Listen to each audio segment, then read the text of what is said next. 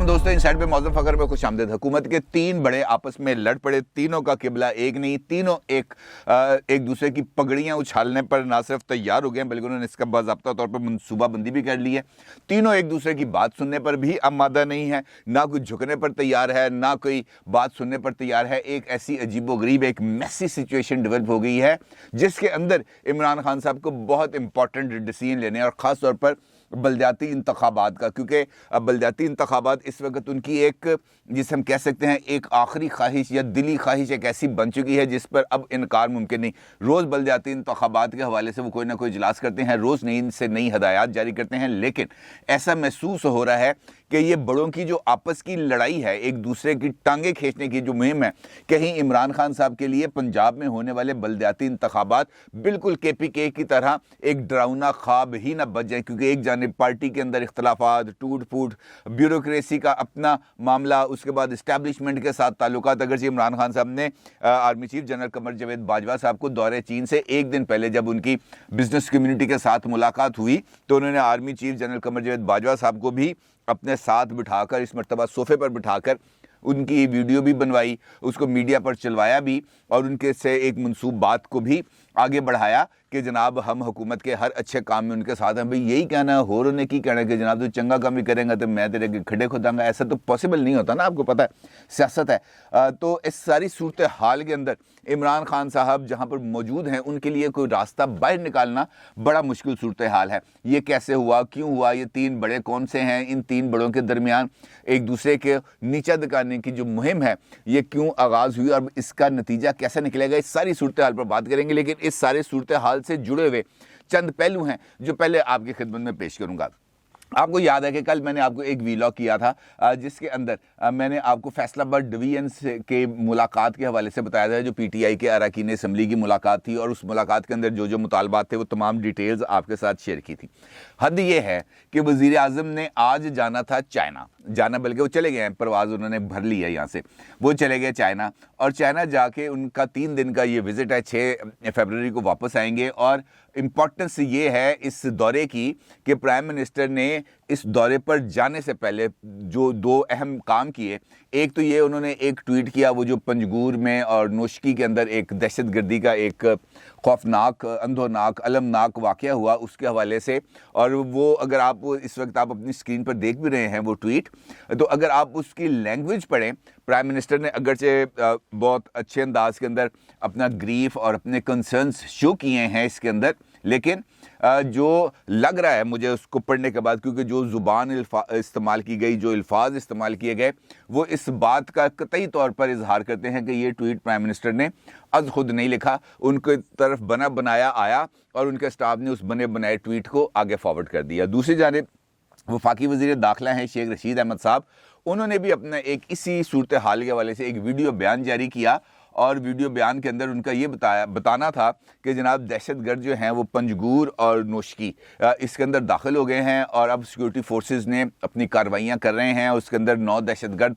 मारे गए हैं, 4 सिक्योरिटी एहलकार शहीद हो गए हैं और इसी तरीके से नोशकी के अंदर भी वाक़या पेश आया। लेकिन इस सारी सूरत हाल के अंदर कन्फ्यूजन बरकरार थी कि जनाब ये आए क्यों थे, क्या किया था, सिक्योरिटी फोर्सेस पर अटैक किया था, किसी कैंप में गए थे, क्योंकि वज़ीर दाखिला कहते हैं शहर में दाखिल हो गए। तो ये एक अजीबोगरीब सी एक सिचुएशन बन गई है। उम्मीद ये करते हैं कि वहाँ पर हालात ठीक हों, क्योंकि सोशल मीडिया पर जिस किस्म की चीज़ें चल रही हैं वो कुछ ज़्यादा अच्छी इसकी पिक्चर पेश नहीं कर रहे। दूसरी जानिब प्राइम मिनिस्टर को चाहिए था कि वो इस सिक्योरिटी सूरत हाल पर अपनी सिक्योरिटी टीम से ब्रीफिंग लेते और उसके बाद एक तफसीली बयान जारी करते। लेकिन आपको पता है उन्होंने क्या किया? आपको नहीं पता होगा यकीनी तौर पर। उन्होंने जनाब जाने से पहले वज़ीर आज़म हाउस के अंदर एक इजलास किया और आपको पता है इजलास किस मामले के लिए था? इजलास था सर पंजाब के अंदर बलदियाती इंतखाबात के हवाले से। एक जानिब दहशतगर्दी की कार्रवाई हो रही है, सिक्योरिटी फोर्सेस अपनी जानें दे रही हैं, एक जंग जैसी सूरत हाल बलूचिस्तान के अंदर डेवलप हुई हुई है, गोले चल रहे हैं, धमाके हो रहे हैं, फायरिंगें हो रही हैं, फोर्सेस और दहशतगर्द एक दूसरे के आमने सामने आ गए हैं। इस सूरत हाल में वज़ीर दाखिला बयान जारी करते हैं और prime minister of Pakistan Punjab के अंदर होने वाले बलदियाती इंतखाबात के हवाले से इजलास की सदारत कर रहे होते हैं। और उसके अंदर आपको पता है फैसला क्या लेते हैं? फैसला ये लेते हैं 2 फैसले। एक कि पंजाब के अंदर वो तमाम MPs MNAs से हटकर وہ تمام افراد جن کو پارٹی نے ٹکٹ جاری کیے تھے، یعنی جو ٹکٹ ہولڈر تھے پروونشل اسمبلیز کے اندر اور نیشنل اسمبلی کے اندر، جو الیکشن نہیں جیت سکے یقینی طور پر، ان کے لیے ان کے کہنے پر ترقیاتی منصوبے کیے جائیں گے ان کے حلقوں کے اندر، تاکہ وہ بلدیاتی انتخابات کے اندر کسی قسم کی کوئی پرفارمنس دے سکیں. اور اس کے لیے 5 ارب روپے جو ہے پرائم منسٹر نے چیف منسٹر پنجاب کو ہدایت کیا ہے کہ جاری کریں. اور اس کے ساتھ ساتھ تحصیل لیول کے اوپر جو ہماری حکومت ہے، وفاقی حکومت پی ٹی آئی کی سرکار، اس کی طرف سے یہ حکم جاری کر دیا گیا ہے کہ ایڈمنسٹریٹر تعینات کیے جائیں. اب ایک جانب بلدیاتی انتخابات کا ڈول ڈالا جا رہا ہے، دوسری جانب بلدیاتی اداروں کو کنٹرول کرنے کے لیے بیوروکریسی کو ذمہ داری دے دی گئی ہے کہ جناب آپ نے ان تمام بلدیاتی نظام کو کنٹرول کرنا ہے اور اس کے لیے ایڈمنسٹریٹرز تعینات کیے جائیں گے، جو یہ جو ترقیاتی منصوبے اب جو حکومت جاری کرنے جا رہی ہے اپنی ticket holders, M P As, M N As کے کہنے پر، وہ اس کو مانیٹر کریں گے اور پیسے ان کے ذریعے آئے جائیں گے. نیا ایک کھانچہ جو ہے نا اس کو تیار کرنے کا منصوبہ بنایا گیا. دوسری جانب چائنا کا دورہ کرنا ہے، اور چائنا کا دورہ کرنے سے پہلے یہ ایک امیج دیکھیں آپ اپنی اسکرین پر. یہ چائنا کا ایک مشہور اخبار ہے، اس کی ویب سائٹ کے اوپر یہ ایک خبر چھپی ہے جس کی ہیڈ لائن پر غور کیجئے گا: behind Pakistan leader Imran Khan smiles for the Beijing winter Olympics there is a cap in his hand. یعنی پرائم منسٹر بڑی خوبصورت اسمائل کے ساتھ چین آ رہے ہیں ونٹر اولمپکس کو دیکھنے کے لیے، لیکن ان کے ہاتھ میں ایک ٹوپی ہے. یہ آپ کو پتہ ہے یورپ کے اندر یوں ہیٹ کر کے لوگ بھیک مانگتے ہیں، تو انہوں نے کہا کہ جی پرائم منسٹر پاکستان آ رہے ہیں، اس کے ہاتھ ایک طرف اسمائل ہے، اس کی اسمائل پر توجہ نہ دیں، اس کے ہاتھ کی طرف فوکس کریں. اس کے ہاتھ میں کیا ہے؟ کشکول. وہ کشکول لے کے آ رہا ہمارے لیے. اور شوکت ترین صاحب جو وفاقی وزیر خزانہ ہیں وہ بھی جا رہے ہیں چونکہ چین، انہوں نے آج اس بات کا اعلان کیا کہ جناب آئی ایم ایف کی طرف سے $1.1 بلین کی ایگزیکٹو بورڈ نے منظوری دے دی ہے، اور اس کو کہا کہ فوری طور پر پاکستان کے لیے یہ پیسے جاری کیے جائیں. اور اس کے ساتھ ساتھ ایئرپورٹ کے اوپر سے انہوں نے ایک ویڈیو بیان جاری کیا ہے جس کے اندر وہ یہ کہتے ہیں کہ ہم چین کیوں جا رہے ہیں. وہ اس کی وجہ بتاتے ہیں شوکت ترین صاحب. وہ کہتے ہیں ہم چین سے مدد مانگنے جا رہے ہیں، ہم چین سے مدد مانگنے جا رہے ہیں کیونکہ ہمارے معاشی حالات اچھے نہیں. یعنی وہ بات جو چین کا اخبار اپنی ویب سائٹ پر پاکستانی وزیر اعظم کے دورے کے حوالے سے بات کر رہا ہے، شوکت ترین صاحب اس کی تصدیق کر رہے ہیں. اور وہ یہ کہہ رہے ہیں کہ ہم چین میں جا رہے ہیں مدد مانگنے کے لیے، جہاں پر ہم یہ کہیں گے کہ آپ اپنی صنعتیں پاکستان کے علاوہ اس خطے کے دیگر ان ممالک میں لے کے جا رہے ہیں جہاں سے بیلٹ اینڈ روڈ منصوبہ جو ہے وہ گزر رہا ہے. تو پاکستان بھی اس منصوبے کا چونکہ حصہ ہے، اور پاکستان کے اندر سی پیک بن رہا ہے، اور اس کے لیے ہم نے آپ کے لیے اسپیشل اکنامک زونز بنا دیے ہیں. تو جناب آپ جو صنعتیں ادھر ادھر دیگر ممالک میں لگا رہے ہیں وہ صنعتیں ہمارے ملک میں لگائیں تاکہ ہمیں اس کا کچھ بینیفٹ ہو اور وہاں پر انویسٹمنٹ آئے اور پیسے آئے. ہمارا تو معاملہ پیسوں پر آ کے رکا ہوا ہے. یعنی ہمارا وزیر خزانہ، ہمارا پرائم منسٹر، ان کے بارے کے اندر جو چینی ہیں ان کے وہاں پر پہنچنے سے پہلے یہ رائے ہے کہ یہ جناب کیپ لے کے آ رہے ہیں، یعنی کشکول لے کے آ رہے ہیں، اور یہ کشکول کو بھر کے لے کے جائیں گے. دوسری جانب ہم یہاں پر جو حرکتیں کر رہے ہیں وہ میں نے آپ کو بتا دی کہ ہم ابھی تک اس صورتحال سے باہر نکلنے کے لیے تیار ہی نہیں ہو رہے. ہم ابھی تک اس بات کو سمجھنے کے لیے تیار نہیں ہے کہ پاکستان کے حقیقی مسائل کیا ہیں. کبھی ہم کوئی ایک فتنہ چھوڑ دیتے ہیں، کبھی ہم دوسرا فلر چھوڑ دیتے ہیں تاکہ لوگوں کے ذہن کو بھٹکایا جا سکے، لوگوں کو اس بات کا اندازہ ہی نہ ہو سکے کہ ہمارے اصل مسائل کیا ہیں. یہ ہے ہماری حقیقی صورتحال، اور ہم پروجیکٹ کرتے ہیں، ہم لوگوں کو ظاہر اس طرح کرتے ہیں جیسے ہم نے آسمان سے تارے توڑ کے لے ہیں. اپنی ناکامیوں کو چھپانے کے لیے ہم نئے نئے جواز تلاش کرتے ہیں. مثال دیتا ہوں آپ کو، حالیہ دنوں کے اندر، بلکہ یہ جب سے پرائم منسٹر نے نواز شریف صاحب کو واپس بلانے کا فیصلہ کیا تو خط و کتابت چل رہی تھی، جناب پڑھ لو، پکڑ لو، شہباز شریف کو اندر کر دو، یہ کر دو، وہ کر دو، ہائی کورٹ کے اندر پٹیشن دیں گے. اب شہباز شریف صاحب کو لیٹر ملا اٹارنی جنرل خالد جاوید خان صاحب کا، انہوں نے اس کا جواب دیا. اسی دوران لندن سے نواز شریف صاحب کے حوالے سے ایک ڈاکٹر کی اوپینین یہاں پہ پہنچ گئی، اس کو اوپینین کہہ لیں، رپورٹ کہہ لیں، وٹ ایور، وہ آتی ہے اور اس رپورٹ کو ڈیفیوز کرنے کے لیے حکومت کا پورا سوشل میڈیا ایکٹیو ہو جاتا ہے. نہ صرف ایکٹیو ہو جاتا ہے بلکہ ایک ویڈیو کو وائرل کیا جاتا ہے جس کے اندر نواز شریف صاحب ایک فیکٹری کا دورہ کرتے ہوئے نظر آتے ہیں، اور اس فیکٹری کے جو افسران ہیں یا عہدیداران ہیں یا مالکان ہیں وٹ ایور، وہ ان کو بریفنگ دے رہے ہیں، وہ بیٹھ کے وہ بریفنگ دیکھ رہے ہیں. اچھا، اس ویڈیو کے ذریعے یہ تاثر دینے کی کوشش کی گئی ہے پاکستان کے اندر کہ جناب نواز شریف صاحب کی صحت بالکل ٹھیک ہے اور وہ پاکستان نہیں آ سکتے، لیکن لندن سے 4 گھنٹے کی یا 3 گھنٹے کی مسافت پر 400-500 کلومیٹر دور اسپیشل کمپارٹمنٹ بک کر کے جا سکتے ہیں اور جا کے فیکٹری کا دورہ کر سکتے ہیں۔ اب چونکہ جس جگہ پر وہ گئے اس جگہ کا نام نیلسن تھا اور نواز شریف صاحب کی بھی ایک جو آف شور کمپنی ہے اس کا نام نیلسن ہے، تو اس کے ڈاٹس کو کنیکٹ کیا گیا۔ اب اس کے حوالے سے پروپیگنڈا شروع ہو گیا، شہباز گل صاحب اور دیگر تمام لوگ میڈیا پر آئے اور انہوں نے اپنی بات کی۔ کل اس حوالے سے جو جیو کا پروگرام ہے، شاہ زیب خانزادہ صاحب نے نواز شریف صاحب کے جو بڑے صاحبزادے ہیں حسین نواز صاحب، ان کو لے لیا اپنے ساتھ شو میں اور ان کے ساتھ اس دورے کے حوالے سے بات کی۔ اب اگر یہ بہت تفصیلی انٹرویو تھا حسین نواز کا، اگر آپ کی نظر سے گزرا ہو، میں اس کے اندر صرف 2 نقطے آپ کے سامنے پیش کروں گا، پھر اپنے ٹاپک پہ واپس۔ 2 باتیں کی انہوں نے۔ ایک تو انہوں نے یہ کہا کہ یہ جو وزٹ تھا نواز شریف صاحب کا، یہ تھا کوئی 4-5 ماہ پرانا وزٹ ہے، اس کا آج کل کے حالات کے ساتھ کوئی تعلق نہیں اور اس کا اس رپورٹ کے ساتھ بھی کوئی تعلق نہیں ہے جو فیاض شاول صاحب کی طرف سے جمع کرائی گئی ہے پاکستانی حکام کے پاس اور لاہور ہائی کورٹ میں۔ ان کا یہ کہنا تھا کہ ایک دوست ہے، مشترکہ دوست ہے نواز شریف صاحب کے، انہوں نے ان کو دعوت دی تھی، وہ دعوت پر ادھر چلے گئے اور ان کے گھر گئے اور وہاں پر انہوں نے کہا کہ جناب میں آپ کو اپنی فیکٹری کا وزٹ بھی کراتا ہوں، تو وہ ان کو اپنی فیکٹری لے گئے اور یہاں تک انہوں نے کہا کہ یہ 4-5 ماہ پرانی فوٹیج ہے اور ہم ایک کمپارٹمنٹ بک کر کے ہم لندن سے گئے تھے نیلسن اور وہاں پر جا کے ہم نے یہ دیکھا تھا۔ دوسری بات انہوں نے یہ کی، شاہ زیب صاحب نے ان سے پوچھا کہ جناب وہ یہاں پر نیلسن جا سکتے ہیں، وہ پاکستان کیوں نہیں آ سکتے؟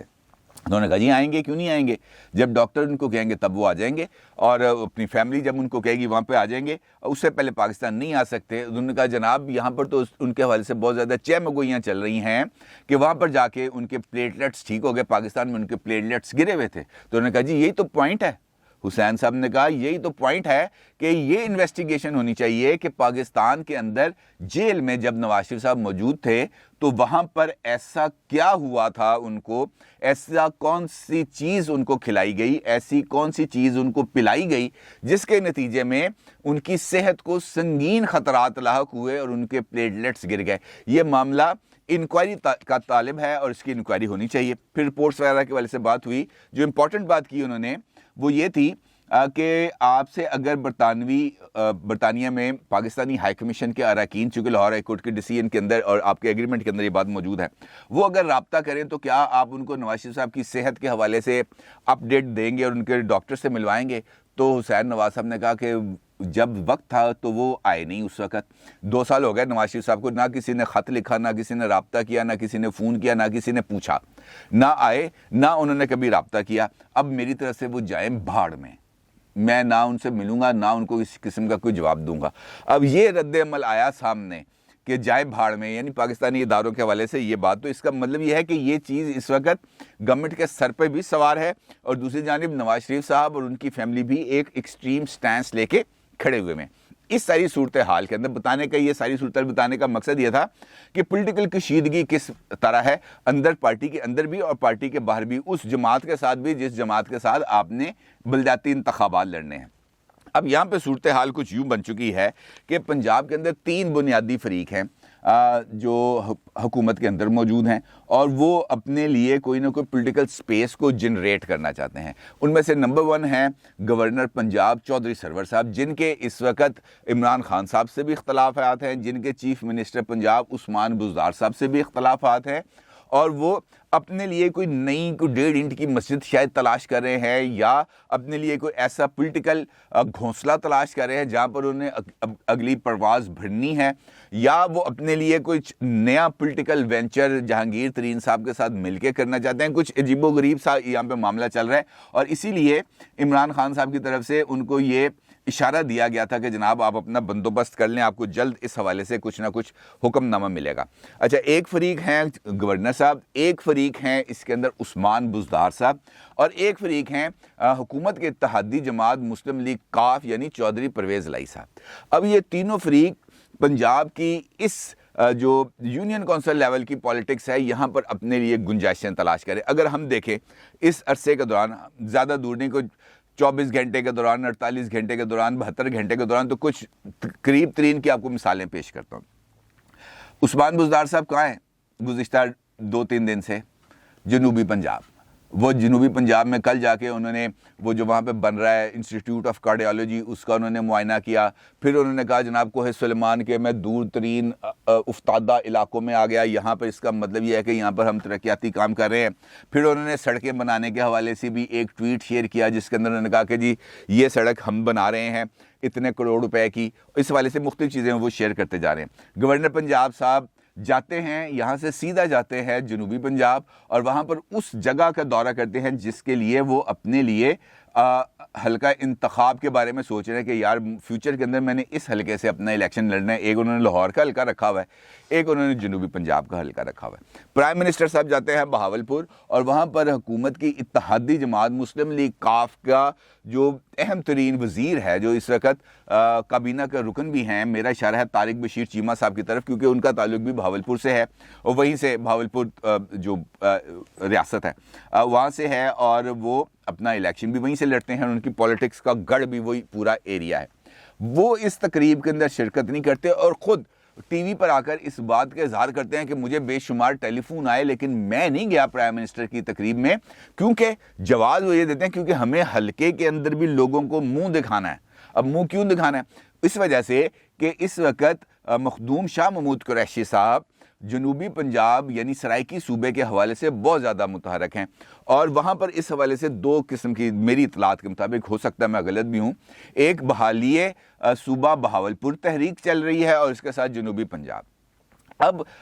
तारिक बशीर चीमा साहब और मुस्लिम लीग काफ का ये कहना है कि जनाब आप जनूबी पंजाब बनाना चाहते हैं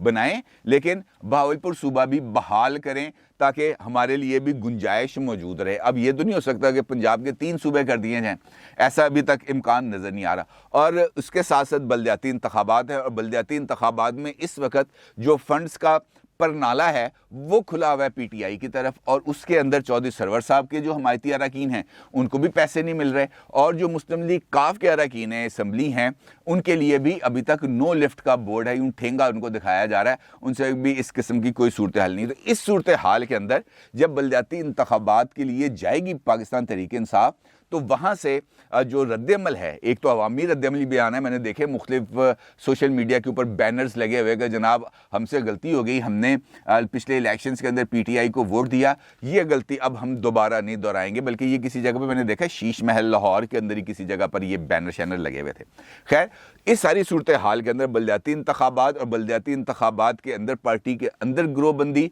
और पार्टी के जो इत्तेहादी हैं उनके साथ इख्तलाफात, ये एक ऐसा मेस है, ये एक ऐसे इख्तलाफात का आतिश फ़शा है जिसके ऊपर इमरान खान साहब बैठे हैं और वो इस आतिश फ़शा के ऊपर से जैसे ही ढकना उठाएंगे तो उसके लिए उनको इतना खौफनाक रिजेंटमेंट का सामना करना पड़ेगा जिसका मुदावा उनके लिए बहुत ज़्यादा मुश्किल हो जाएगा और इस सूरत से बाहर निकलने का उनके पास कोई रास्ता नहीं बचेगा। क्योंकि अगर बलदियाती इंतखाबात होते हैं तो उसका अगला मरहला, उसका फाइनल फॉल आउट होगा आम इंतखाबात, और इस आम इंतखाबात में जाना इमरान खान साहब के लिए और फिर उस इंतखाबात के अंदर जीत, दोनों ही बहुत मुश्किल टास्क है। देखना यह है कि अब इमरान खान साहब इस सूरत हाल में कौन सा फैसला करते हैं। अपनी राय का ज़रूर इज़हार कीजिएगा। आपका बहुत शुक्रिया। अल्लाह हाफिज़।